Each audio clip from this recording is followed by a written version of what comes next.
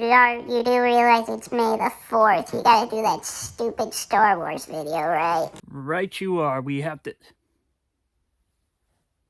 Why would you even go there? That was hurtful. We'll talk about that later. Hello and welcome to another session of Therapy and Panels, and may the 4th be with you. What else is there to say about Star Wars? Regardless if you love or hate the franchise, it has more than left its mark on pop culture. Sometime after Disney bought the franchise, Marvel was able to start making comics for it again, with the one we are looking at today taking some time after the plot of A New Hope. Let's see just how much of a change things can be after the destruction of the Death Star as we take a look at Star Wars #1. This is a great cover that just oozes nostalgic Star Wars vibes to me. Our heroes front and center, weapons drawn, while in the background ships from the Rebellion and the Empire flying around. I just love it. We open with a fun little text crawl explaining after the destruction of the Death Star has left the Empire in disarray, and they plan to take advantage of this when they hear that the Empire plans to have Jabba the Hutt become a weapons supplier and having an emissary to negotiate with them. So the Rebellion hijacks a ship planning to destroy the weapons factory they are meeting at, which is one of the largest in the galaxy.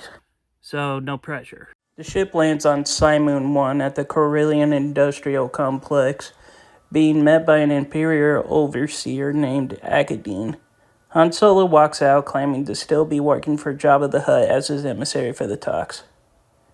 I guess this must be the boonies of the galaxy, or these guys just really suck at their jobs, because even after confirming his identity and how much of a bounty he has, they don't question anything and just bring Han and his bodyguards into the building.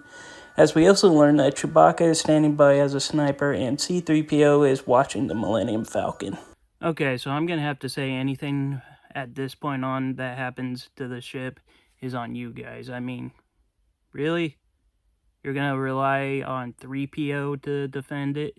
When they enter, Akadine basically tells Han that this whole thing is more of just a threat and acceptance of what's happening, as they are just declaring that they are going to have this deal happen, rather or not. At the same time, we see R2-D2 here starts leaking. Yeah, I knew we shouldn't have used him as the keg for our party after the destruction of the Death Star. No, this is a way for R2 to stun the stormtroopers, so the guards Han came with, now revealed to be Luke and Leia, can easily take them down.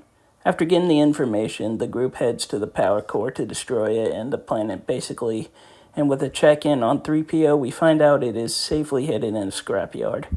As Han and Leia set up explosives, Luke senses a disturbance and goes to locate it, finding a cage filled with Imperial slaves. Luke easily deals with the guard and frees the slaves, as Han and Leia set a timer for the place to blow in 10 minutes, but are warned by Chewbacca that the negotiator for the Empire has arrived, revealing to be none other than Darth Vader. So, in other words, this negotiation was more of, oh God, I'll agree to anything, just don't kill me. Chewie tries to take him down, but he senses the shot and uses stormtroopers to block it, and using the Force to knock the building Chewie is on, forcing him to run. After putting the place on high alert, Vader senses that Luke is on the planet. Not able to get in contact with Chewbacca, Han tells 3PO to activate the Falcon's autopilot and rendezvous with them, but is told that the scrappers are tearing the ship apart. And you have proven my point. Why have 3PO guarding the ship? Luckily for the group, they find a hangar and decide to use an AT-AT to get out of there before it blows. As they load up the walker, Leia realizes Luke has gone missing, as he sensed Vader himself wanting to take him on to avenge Obi-Wan and his father, only to be told by Ghost Obi-Wan to run when Vader and Luke see each other, ending the issue. And that was the return of Star Wars to Marvel Comics, and from my diagnosis, this was a good read.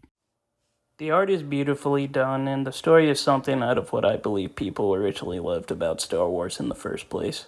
This is something that I wouldn't mind seeing be made into a show on Disney Plus or something, instead of a lot of the stuff they've been putting out.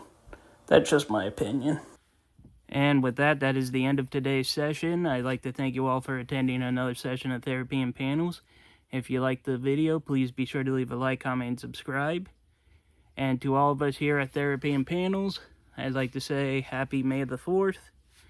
And until next time, I am the Super Guru, signing off.